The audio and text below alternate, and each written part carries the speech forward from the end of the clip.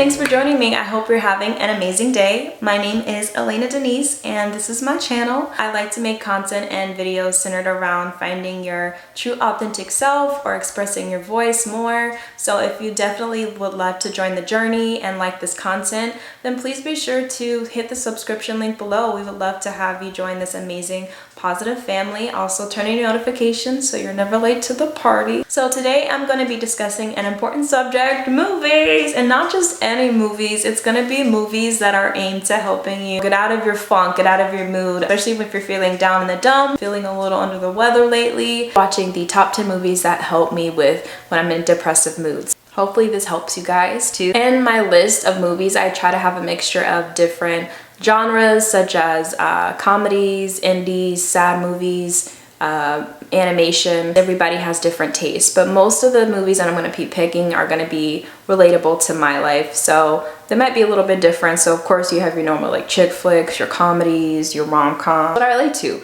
Hey, this is a no judgment zone. But I would also love to hear your top 10 movies that help you when you're in these funks. So if you would love to, please comment below and I will be sure to check them out. I'm always looking for new movies to watch, especially because I'm having so much downtime. So I'm just gonna jump into this. I don't have a particular order for the movies that I picked. I put them in a random order basically, but the movies that are my top 3, they're gonna be my top 3 for a reason. First movie, you guys most likely know it, has to revolve around a Disney princess, a mermaid. She flaps her tail thingy in the water. She sings with her little crab, Sebastian. It is gonna be The Little Mermaid.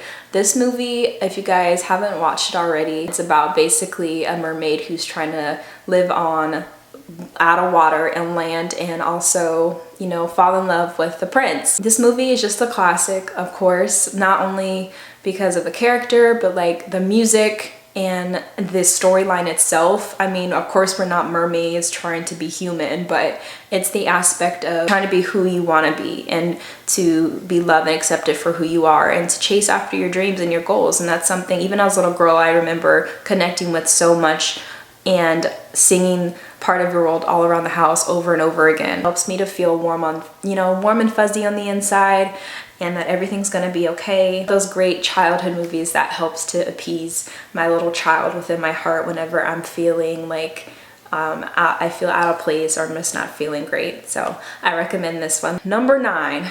So number 9. So this one's snuck up on me a little bit later on in life. I didn't discover it until maybe college. It has my girl Zoe in it. Zoe that looks like Katie. So this one is a very cute movie. It kind of manages to hit deep, especially with navigating like love and relationships. I thought it was just one of those real movies, and it has such great detail in the writing and the storyline itself that you just can't help but relate to the characters. So that's right, this movie is called 500 Days, I don't know, 500 Days of Summer. It's one of my all-time favorites. It's about Tom, who is a greeting card writer and a hopeless romantic, of course. He's caught completely off guard when his girlfriend, Summer, who is played by the wonderful, great Zooey Deschanel, suddenly dumps him. He reflects on their 500 days together to try to figure out where their love affair went sour, and in doing so, Tom rediscovers his true passions in life, which is amazing. So I love that this movie kind of does that. It also kind of hits about, you know, not placing hard expectations on the relationships that you get in life, because, you know, things happen and we grow as individuals and as peoples, and sometimes the person that we're with or the people that we have in our life, they're not permanent things, and that's okay. You never know by letting things go when the next great thing can happen and when you can discover your passions and who you are. Okay, and number 8. Boop, boop, boop, boop, boop. Number 8, this movie, I actually don't think a lot of people know about. The underground indie comedy type movie. Really quirky, it's kind of sexual, kind of scandalous. It's about these 2 girls who say some nasty things on the phone, if you know what I mean. This movie is called For a Good Time Call, and it's about basically 2 roommates who start their own sex phone line company when one of them, the main character, she discovers that she's boring in life, or that, you know, that's how people view her. So she wants to spike it up, become adventurous, be more open to things. It's a really funny movie, and I like to watch it when I just need a good laugh and a good reminder that, like, sometimes you just don't take life so seriously. Just have fun. Things come along your way for a reason and they go. So maybe you just need like a little sidetrack to kind of help you get on track again. The female empower ambience type of thing. Also, you never know who you could meet by going on some crazy adventures. It could be your lifelong best friend. And number 7, this is a cult classic for sure. It has the Queen Bee, Meryl Streep in it. Young journalist who's, I believe she's in New York or Chicago. I'm gonna say New York, but she's trying to start her way as a journalist, and she takes a personal assistant job at a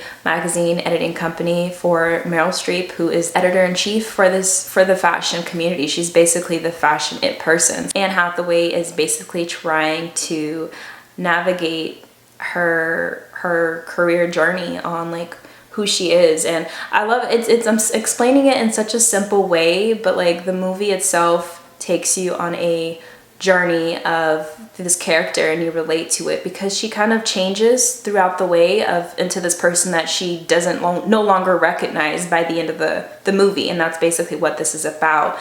And she has to make the decision to keep on this path that, you know, she's been so against, or she sees morally that it's just not for her, or take the path that what she began with initially, with what she wanted to do, which was become a journalist. We have those choices every day in our lives as well. So that's why I think this movie just is so well written. The characters, you just fall in love with them and you become invested in their lives. Even the main antagonist of the story, if you could say, Meryl Streep's character, who is not the nicest. If you've seen this movie, she's not the nicest at all. She's like, she's scary, but you also sympathize with her in a society where it's hard to be a boss woman. Like you have to make decisions that people are not going to be okay with. You have to be definitely tough. You definitely sympathize with that, as well as also balancing societal pressures of being a loving mother or a loving wife. Boop, boop, boop, boop, boop, boop. We're on number 6 already. The next one is Waitress. I'm not sure if you guys heard this one. About a young woman who is a waitress at a diner, and she's in an abusive relationship. Her name's Jenna. So Sarah Bareilles also wrote a whole Broadway musical for it. I recommend you guys check out the music. Maybe watch a couple of YouTube clips. It's absolutely amazing. I love Sarah Bareilles. I can go on a whole rant about her, but we'll do that another time. But Waitress, this movie, it's about, like I said, she finds out she's pregnant by her abusive husband, and she's trying to figure out how to escape by going to this pie baking competition. She is an amazing pie maker, so that's basically her love and her passion. Basically her navigating the hardships through that, through that time. And I love that movie because I can relate to, going through hard times and you feel like nothing's gonna ever be okay. And especially you're like getting deeper and deeper into the rabbit hole of just messiness, basically. I love it because at the end she kind of decides for herself what's right for her and how to get out of that situation. Such a underrated, underappreciated movie, and it's so beautiful that it's kind of hard to put into words. Number 5 is a movie. This came out when I was a kid, actually, in theaters, and I remember really, really wanting to go see it. And my mom was like, my mom for whatever reason just never took me. And I thought this movie was literally about a magical pair of pants that these friends share, and I was like, that's so amazing. And then I didn't realize until later on when I was watching it, and in my 20s actually, and I was suddenly like surprised by this movie. It actually is about like some pretty deep topics about life, death, about relationship. I wasn't disappointed like one bit. I was super stoked. This movie is about, I believe, 5 friends that are going in the summertime. They find this like pair of pants that fits all of their body shapes. That's the magic. They mail these pants to each other throughout the summer, and they believe these pants contain some sort of just the essence, like a positive message that everything's going to be okay in their lives and how they're navigating certain scenarios. They're going through each of their different plots, and they're trying to find ways to continue to keep their bond together, basically. It's a very cute film. If you have like friends or have a support team, you might want to watch it with them. Maybe you guys can relate to that holding on to that bond of your relationships. It's just honestly kind of like a guilty pleasure. It's not anything special, but the actors and just like the little cute moments and the little sad moments too, I think is what make this movie very, very cute and very relatable, especially if you're like a young girl trying to, you know, come up and grow up in the world. So, all right, number 4. We're on number 4 already, guys. Number 4, this movie is actually pretty sad, because sometimes when you're really sad, you need something that's also sad for you to relate to and feel comfort in, and to get that out of you. And it allows you to, you know, feel better and to understand yourself. This movie does revolve around some very sensitive topics, such as rape, such as racism, such as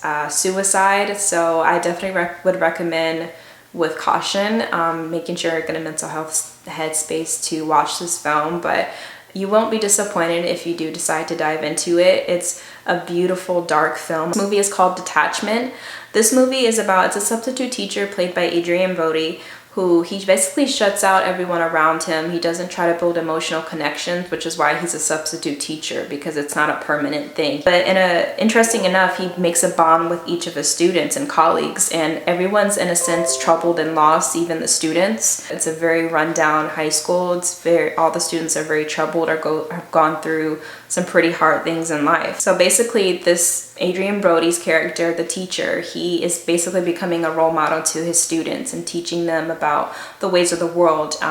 There's a great scene in it that's called Doublethink, and basically he's showing that we believe in things that are known to be false. So things that are presented to us through marketing or advertising of you have to be pretty, you have to be famous, you have to be all these things to be happy, when we know the other side of our thoughts, we know that's not true. We don't need those things to be happy, and that's what makes this film so amazing. There's so many moments like that in this film that give you that aha, you know. It's such a sad film, but it's such a real film. It makes you feel that the things you face in life aren't for nothing. You know, everything has a lesson, and what we're taught sometimes isn't always the truth. Sometimes we need to hear the honest truth. Okay, now for my top 3. We're in the top 3. These next 3 films are super important to me. They're actually they help me make pretty important life decisions, and they've been almost like a friend. They've been a great support system for whenever I'm feeling detached from myself and feeling down. I've cried, I've laughed, I've been angered watching these films, and then I rewatch them and I find little things I never noticed before. So I get invested with the story and the characters even more. So the next film is going to be a cute film that's called Queen. It is actually an Indian film, so it's not in English. You have to watch it in subtitles, but don't let that deter you, because the storyline and the plot and the characters are incredibly still important. This is not, and this also isn't your typical like Bollywood Indian film. I know that's a popular like genre there, but this is actually a story about heartbreak. It's about marriage. It's about discovering yourself in a whole other like country. This young woman, she actually is a day before her wedding, she's broken up with. So she says, fuck it. She decides to still go on her honeymoon by herself. She goes to Paris and she goes to Amsterdam. And along her journey, she meets all of these interesting characters who break her open out of her shell, which she's been accustomed to, and just show her the ways of the world and help her discover who she is even more. You know, as if finding yourself is already not hard enough, but doing it in a place where you don't even speak the language. She's not French, she's Indian. Why I like it. This movie has the music for one. The music is so amazing. It's an Indian film, so it has mostly Indian music, but the rich in tonality and it added more to the storyline. And also it just felt so real. Every character was a character, but it also felt like you could be best friends with each character and they would add something amazing to your life. Each character is going through their own personal struggle, but each character was so happy and so grateful for where they were and their moment in time in their life, and that's what inspired the main character to I want to be that way too. So it wasn't the main character doing that for other people. It was all the supporting characters doing that for her and shaping her. That's taught me. Like, sometimes you just have to be open to the people around you and just letting them transform you, because that's what life is. It's about growing. Okay, number two. This next film is a French film. Okay, I didn't do this on purpose, guys. So I didn't realize that 2 out of my 3 top 3 films are actually not in English, but the next film is actually a French film. Great body of work. So I did not mind the subtitles. I usually don't mind subtitles. So that's like, you're gonna find some amazing movies that are a little are a different language, but you still love them. It's one that was from like early 2000s. It's beautifully, the cinematography, the effects. Oh, it's such a beautiful film. It's about a little French girl named Amélie. She is an introvert. She's quiet. That's how she grew up, because her parents and her lifestyle was that way. She's the only child. So she grew up actually alone most of the time. Grew up doing little activities by herself, and into adult life, that's what she grew accustomed to. So she didn't have actually any friends. She didn't go close with anyone. But this cute little French girl, she always thought she could solve the world's problems by she's sneaky. She was a little sneak. She loves to help people, like, behind the scenes. Like, she's very sneaky. Like, she loves to take vengeance and justify, for people who have done wrong to people who aren't capable of like fixing their own problems. She's there for them. This transfers into her adult life, where she actually finds this booklet with like these Polaroid photographs in it, and she's wondering, whose is this? And she feels like she's falling in love with this character who she doesn't even really know. And then she ends up giving him the book, and it's a guy who happens to he's like one and the same, and she likes him, but she's too scared to tell him. She's too shy and reserved. And basically the whole movie is just about her coming to terms that you don't have to be lonely, and you don't have to be alone all the time by yourself. You deserve to be with someone who loves you, and to have someone who accepts you for who you are, and who you can also share these little fun, quirky moments with as well, because he's just like you. There isn't a lot of dialogue. It's just such a peaceful, quiet film. The story just progresses in such a way that's just beautiful, where you still attach to the characters, and at the end you're like super stoked for her having the courage to do what she wants to do in her heart. I don't want to give away the story too much, but I recommend, please go watch it. It's a beautiful film. I love I would cry watching this film, because I related to Amélie so much, of just being scared to be who I am. And I was sad, and I didn't, people didn't maybe understand me, or felt like people didn't understand me. That was the film I watched to feel accepted for myself. Now, my last film, drum roll please, is about, okay, I'm not gonna give it away just yet, actually. So the next film, it is a classic. It's one that I watch religiously. It's like my Bible, basically. About a young girl she's 13, and she goes in the closet and she wishes she was 30, because she wants to skip all the nitty-gritty parts in her life and skip forward to the part of her life that's going to be amazing, which she thinks is 30. So she goes in the closet, and then she is Jennifer Garner. She's 30. Yes, I'm talking about 13 going on 30. That is my #1 top favorite film of all time. I know it sounds really cheesy, right? It sounds really like, what? Why? Well, let me tell you why. 13 going on 30 is a hidden gem. The writing, the acting, the simple storyline of it all, it's just character. So she's 13. When she's 13, she wants to fit in with the 6 chicks. I think that was the popular young group of girls that she wanted to be around and to be a part of when she was 13, but they rejected her, and they ended up stealing snacks at her birthday party that she invited them to. Oh God, it makes me so upset when I think about that scene. Anyways, she gets upset. She goes into the closet. She wishes she was 30. She has this magic dust that her best friend named Matt, who is played by the gorgeous Mark Ruffalo. I know, right? He's a simp. Mark Ruffalo gives her this magic dust, and it transformed her to 30. She's 30 years old, and she has everything that she could ever dream that she wanted: the friends, the family, the career. However, you know, it's not cracked out to what she thought it would be. Like, she's not happy. She's actually having an affair. She does questionably moral things. She also is no longer friends with the one person who loved her back when she was 13, which is Matt. Basically, the whole film is her trying to find who she was meant to be, basically, from that time where she skipped all those moments in her life to 13. And I love this film because I go back and I watch it, and there are like small little details in the story, and there are small hidden themes that we can all learn from. So I watch it whenever I felt like I, again, just didn't understand myself. I felt like when I'm upset, when I'm down. There are a couple themes in the movie that I love. One is, of course, to be careful what you wish for, because we all wish we could be something more and, you know, something more, but sometimes it's just being grateful for what you have in the present. You know, you don't know what's in front of your eyes. Like, it's right there in front of you, and you just have to, you know, you're right there. That's the thing that's making you happy. So why change that? Why? Because you think, you know, being a part of a popular crowd is going to be like the most happiest thing for you. And that's my second point of another hidden theme, is you are with who you hang around. So she wanted to be a part of this mean girl clique.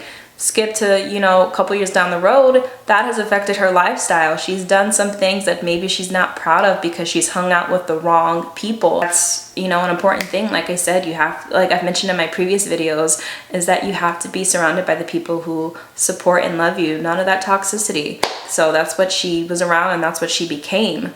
Another thing is, don't get what you want. The movie is kind of sad in a way. It ends on a happy note because she ends up going back, of course, and like changing the course of things. And I love it because there's a scene with her mom. I don't know if you guys have watched it, but I'll go over it briefly. There's a scene with her mom where she's 30 years old. She goes back to visit her parents' home, and she hasn't been there in quite some time. And she asks her mom, when she's eating breakfast with her, she's like, if you could go back and change anything, would you? And her mom's like, no. Her mom didn't have any regrets, even though she'd had some mistakes in the past. She said no, she wouldn't. But Jenna knew exactly what moment that she wanted to go back and change, because that is the moment that catapulted her into being the 30-year person she is that day. So the movie is magical in a sense that it has her go back and to that one moment in time that changed the course of her life and do that. Unfortunately, as human beings, we don't have the opportunity to go back to the one time in our life that changed everything. So the harsh reality that I love that this movie kind of makes you realize is that sometimes it is what it is. Before she goes back in time to change that course of events, she tries to stop Matt from getting married. She's like, I love you, like I shouldn't have ever done those things to you. She tries to like win him back, and he says no. He's getting ready to marry someone, and he cannot just give that up and not what he's accumulated in his life, because she messed up on the one thing in her life that changed everything. And that's reality that I love, because that's sometimes what happens in life. You make mistakes and you can't go back and fix it. But like Jenna's mom said, you have to commit to what happened, because although you can't go back and change things, you can change things moving forward. That's why I love this movie. There's so many hidden like things that you wouldn't think about, because it comes across as such like a cute rom-com, but in reality it has some really deep life lessons to it. Or maybe I'm just thinking too hard about it, but either way, it's one of my favorite movies. So that is my top 10 movies that help to cure my depression whenever I'm feeling down, like I said, or feel alone. Those are the ones that bring me the most comfort. I have so many on my list, guys. I would love to make more videos like this. So if you want to hear more about it, please give it a thumbs up. I'd love to hear your top movies, like I said, so please list them in the comments. They might be featured here. Thank you so much for joining with me in today's video. I hope you enjoyed it. I can't wait to see you guys next time. Thank you so much again. And I love you, and have a great, amazing rest of your day. Bye.